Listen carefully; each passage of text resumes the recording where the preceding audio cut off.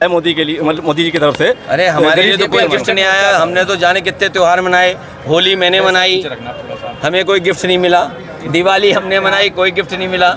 तो हमने रक्षाबंधन मनाया, कोई गिफ्ट नहीं दिया। माताएं बहनें सिलेंडर का गिफ्ट इंतजार कर रहे थे, वो भी नहीं मिला। होली गुजर गई, सिलेंडर वाला गिफ्ट नहीं मिला। अरे गिफ्ट के चक्कर में मत पड़ो आप। इनसे कहिए कि नौकरी कहाँ है, रोजगार कहाँ है, और आलू की कीमत कहाँ है, सरसों कहाँ है। तिल बर्बाद हो गया। ये हमारी मूंगफली की कोई कीमत नहीं है, और ये तरबूज खरबूज आ गया है खेतों में। इसके लिए कोई इंतजाम सरकार ने किया कि बस छोड़ दिया अपने हाल पे? सर आज भैया क्या लग रहा है 2024 को लेके एक बड़ा प्रोटेस्ट पटना में देखने को हुआ। लालू प्रसाद यादव भी इसमें शामिल रहे। हालांकि जब सीएम योगी से इसका सवाल पूछा गया तो उन्होंने कहा कि ऑपोजिशन इस पर राजनीति कर रहा है, हमें किसी मस्जिद में कब्जा नहीं करना है। देखिए, भारतीय जनता पार्टी पर ऐसे, ये भारतीय जनता पार्टी वाले बताएं कि उन्होंने एंग्लो इंडियन का जो आरक्षण था लोकसभा में, आरक्षण था विधानसभा में, वो क्यों छीन लिया? एंग्लो इंडियन थे, उनका आरक्षण था, वो छीन लिया इन्होंने। इसी तरह मुसलमान भाइयों का, उनके साथ भी खिलवाड़ कर रहे हैं। और भारतीय जनता पार्टी वाले ये बताएं जो ज़्यादा बोलते हैं, उन्हें उत्तराखंड में अगर प्लॉट लेना हो, हमारे पत्रकार साथियों, आपको पता है अगर उत्तराखंड में प्लॉट लेना होगा तो कितना बड़ा प्लॉट मिलेगा? जितना लोहिया आवास का हम गरीबों को देते थे। तो बताइए, आपके ही बगल के प्रदेश में ऐसे कानून बन रहे हैं, ऐसा संशोधन हो रहा है कि हम और आप लोग अगर उत्तराखंड जाना चाहें तो हमें आप घर नहीं ले सकते वहाँ पर। तो भारतीय जनता पार्टी भेदभाव बढ़ाती है, खाई पैदा करना चाहती है, लोगों को डराना चाहती है, नफरत पैदा करना चाहती है। लेकिन ये समाज हमारा इतना अच्छा है भारत का, इस धरती पर सदियों से लोग रहे हैं एक दूसरे का सम्मान करके, एक दूसरे से प्यार मोहब्बत में, एक दूसरे का साथ दे करके। भारतीय जनता पार्टी कितने भी संविधान संशोधन कर ले, लेकिन इस देश की जो संस्कृति है, इस देश में जो लोगों को संविधान पर भरोसा है, उसको यहाँ की जनता कभी टूटने नहीं देगी। सीएम योगी कह रहे हैं कि अखिलेश के जो आदर्श हैं वो औरंगजेब है, उनका एक बयान सामने आया है। अगर ये मैं कहूँ कि अगर मेरे आदर्श योगी हैं, तुम तो पगला जाएंगे। सोचो हमें क्या कपड़े पहनने पड़ेंगे अगर हमारे वो आदर्श हो जाएं तो। ये बातें ऐसी मत करा करो नौजवान। हमारा आदर्श क्या है? हमारे आदर्श लोहिया जी हैं। हम लोग डॉक्टर भीमराव जी के, अम्बेडकर जी के रास्ते पे चलते हैं। नेताजी ने जो रास्ता दिखाया उस रास्ते पे चल रहे हैं। जनरेशन मिस जी ने हम लोगों को जो सिखा के गए हैं उस रास्ते पे चल रहे हैं हम लोग। तो समाजवादी लोग हैं, विकास खुशहाली चाहते हैं। कन्नौज में रह कर के हम लोगों ने भाईचारे की सुगंध दी है। ये जो भारतीय जनता पार्टी के लोग हैं, इनकी नफरत की दुर्गंध है। मैं तो कन्नौज के सुगंध वाले लोगों से कहूँगा, ये भारतीय जनता पार्टी की दुर्गंध को हटाएं। अभी तो थोड़ी हटाई है, अगली बार और हटा दो, जिससे कि कन्नौज का विकास रुका हुआ आगे बढ़ जाए। आप बताइए, दुर्गंध पसंद करते हैं इसीलिए गौशाला बना रहे हैं, हम सुगंध पसंद कर रहे थे इसलिए इत्र पार्क बना रहे थे। बताइए, ये सांड पकड़ रही है सरकार के नहीं पकड़ रही है? आप खुद जानते होंगे। नहीं पकड़ रही है, उसका भी पैसा खा जा रहे हैं। तो इसलिए हम लोग सुगंध पसंद करने वाले लोग हैं, इसलिए परफ्यूम पार्क बना रहे हैं। ये दुर्गंध वाले लोग हैं, ये दुर्गंध वाले लोग हैं, इसलिए ये तो योगी जी का पार्टी टाइम है हमारे और आपके लिए। देखिए, हमारे प्रेस के साथी उसको बुरा मत मानिए, अगर एक के साथ एक फ्री मिल रही है तो ये पार्टी टाइम हमारे आपके लिए योगी जी ने शुरू किया है। और बताइए आप, हमारे नवरात्र के समय पर कैसी सरकार है बताओ। अब आप कहोगे कि ये विरोधी सरकार है कि नहीं है? बताइए, नवरात्र के समय पर भारतीय जनता पार्टी क्या कर रही है, क्या योजना लेकर के आई है कि एक बोतल के संग एक बोतल शराब फ्री। योगी जी को ये नहीं पता कि नवरात्र शुरू होने जा रहे हैं। सुनिए, चाहती है ये आरक्षण नहीं देना चाहती है, और महिलाओं को आरक्षण नहीं देना चाहती है, और डिलिमिटेशन हो, न्यायपूर्वक हो, किसी के साथ भेदभाव न हो।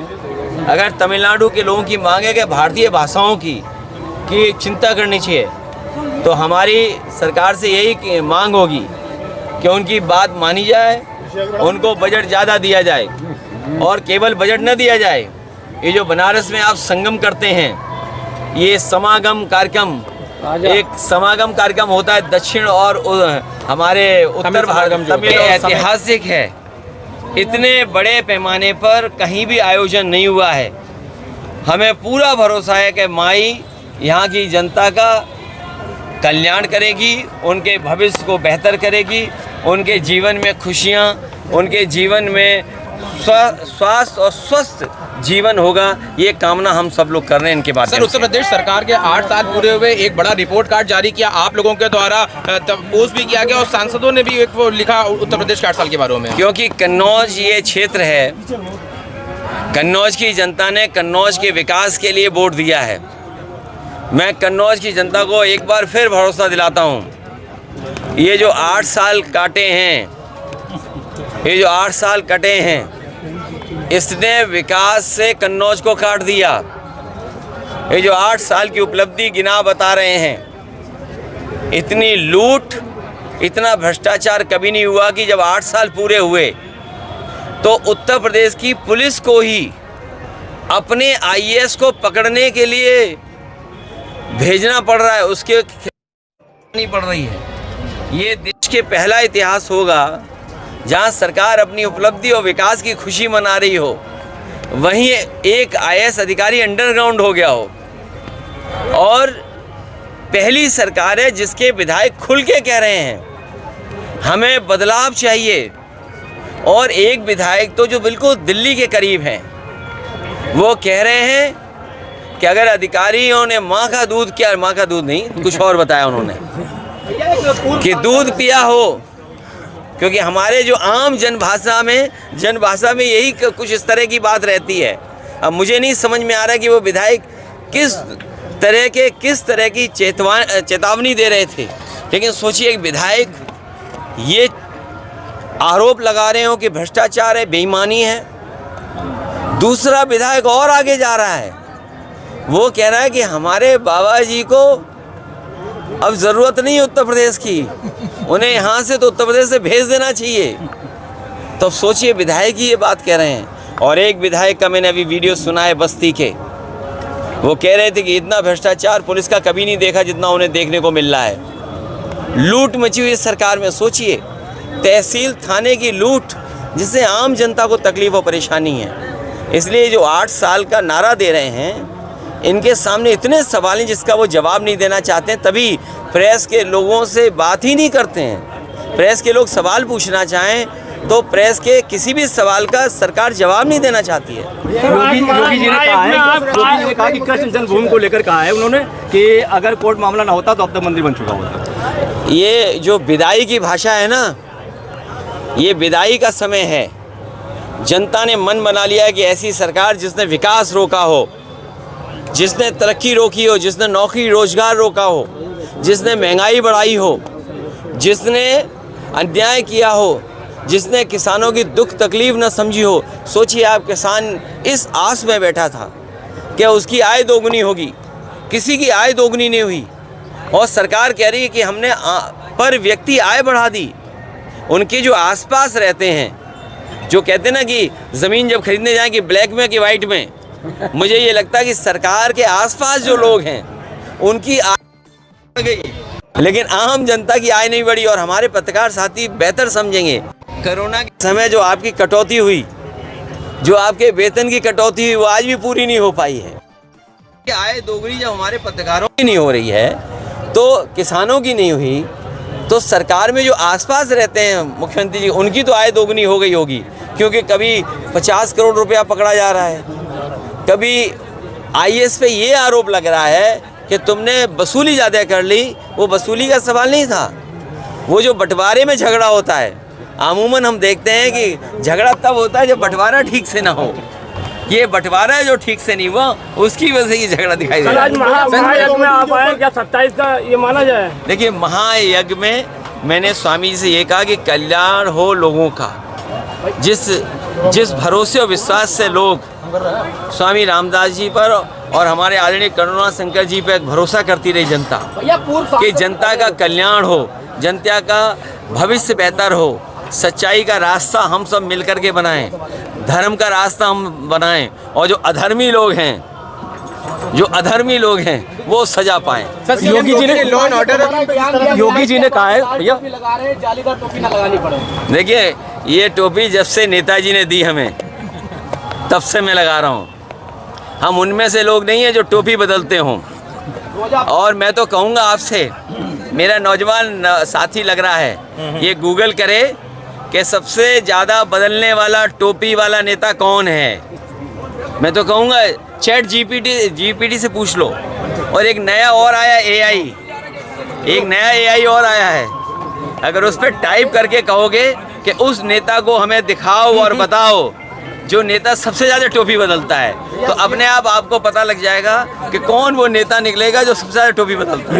योगी जी ने कहा भैया कि जितना हिंदू मुस्लिम भी सुरक्षित है। जितना क्या चीज़? जितना हिंदू सुरक्षित है उतना मुस्लिम भी सुरक्षित है प्रदेश में।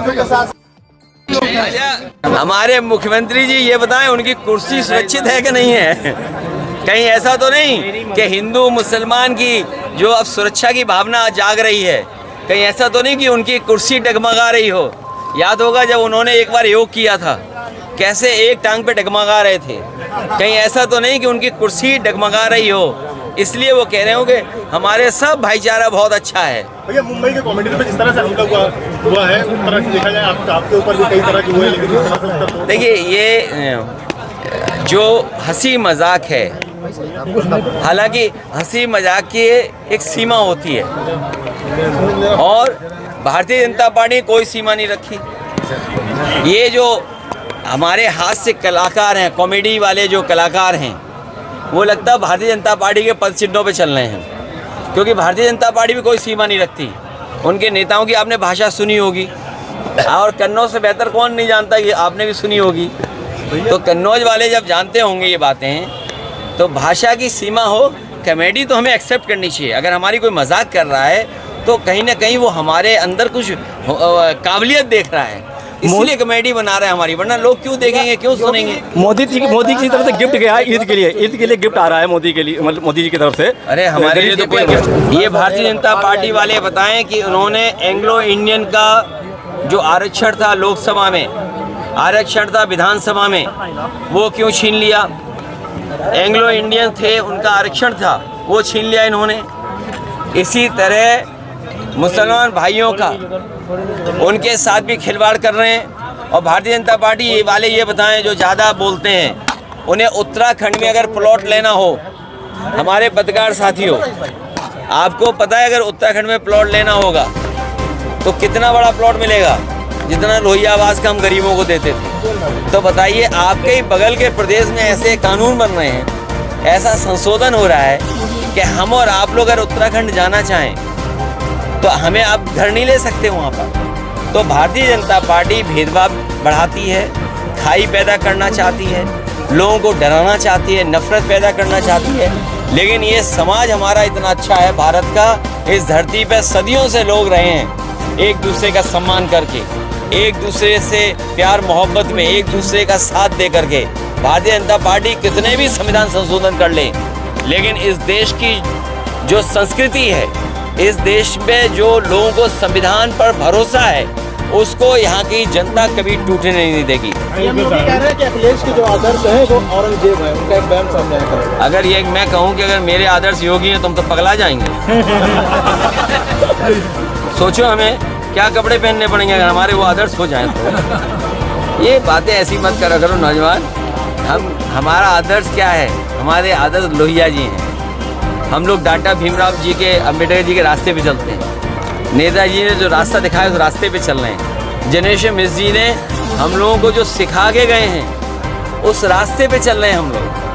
तो समाजवादी लोग हैं, विकास खुशहाली चाहते हैं। कन्नौज में रह कर के हम लोगों ने भाईचारे की सुगंध दी है। ये जो भारतीय जनता पार्टी के लोग हैं, इनकी नफरत की दुर्गंध है। मैं तो कन्नौज के सुगंध वाले लोगों से कहूँगा, ये भारतीय जनता पार्टी की दुर्गंध को हटाएं। अभी तो थोड़ी हटाई है, अगली बार और हटा दो, जिससे कि कन्नौज का विकास रुका हुआ आगे बढ़ जाए। आप बताइए, दुर्गंध पसंद करते हैं इसीलिए गौशाला बना रहे हैं, हम सुगंध पसंद कर रहे थे इसलिए इत्र पार्क बना रहे थे। बताइए, ये सांड पकड़ रही है सरकार के नहीं पकड़ रही है? आप खुद जानते होंगे। नहीं पकड़ रही है, उसका भी पैसा खा जा रहे हैं। तो इसलिए हम लोग सुगंध पसंद करने वाले लोग हैं, इसलिए परफ्यूम पार्क बना रहे हैं। ये दुर्गंध वाले लोग हैं, ये दुर्गंध वाले लोग हैं, इसलिए ये तो योगी जी का पार्टी टाइम है हमारे और आपके लिए। देखिए हमारे प्रेस के साथ ही उसको बुरा मत मानिए, अगर एक के साथ एक फ्री मिल रही है तो ये पार्टी टाइम हमारे आपके लिए योगी जी ने शुरू किया है। और बताइए आप, हमारे नवरात्र के समय पर कैसी सरकार है बताओ। अब आप कहोगे कि ये विरोधी सरकार है कि नहीं है, बताइए। नवरात्र के समय पर भारतीय जनता पार्टी क्या कर रही है, क्या योजना लेकर के आई है कि एक बोतल के संग एक बोतल शराब फ्री। योगी जी को ये नहीं पता कि नवरात्र शुरू होने जा रहे हैं। सुनिए, तुम बूढ़े हो गए, किस अखबार में हो आजकल, किस अखबार में हो? तुम यार यंग आदमी बहुत परेशान है। अरे हम मदद करेंगे, तुम क्यों नहीं आए हमारे साथ? पुराना लड़का है हमारा, ये पहले हाँ बताइए यार, इतने कमजोर हो गए, बहुत भी ज्यादा परेशान क्यों? अरे आर्थिक तो हम लोग से और तुम किस जगह हटवाओ उसकी? आप बुलवा लो, आप बुलवा लो एक बार। हम बुलवा लेंगे, प्रेस के लोग बुलवा लेंगे। प्रेस के लोगों, सर डिलिमिटेशन के मामले में आप प्रेस के लोगों, प्रेस के लोगों, तुम्हें जितना लाभ लेना हो ले लो बीजेपी से, लेकिन बीजेपी हटाओ। और बाकी जो उनका कहना ये है कि द्वारा ये जो चीजों को छुपाया जा सके, जो स्टालिन कह रहे हैं, जो तमिलनाडु के लोग कह रहे हैं, एकदम न्याय की बात कह रहे हैं, डेमोक्रेटिक बात कह रहे हैं, और इसलिए कह रहे हैं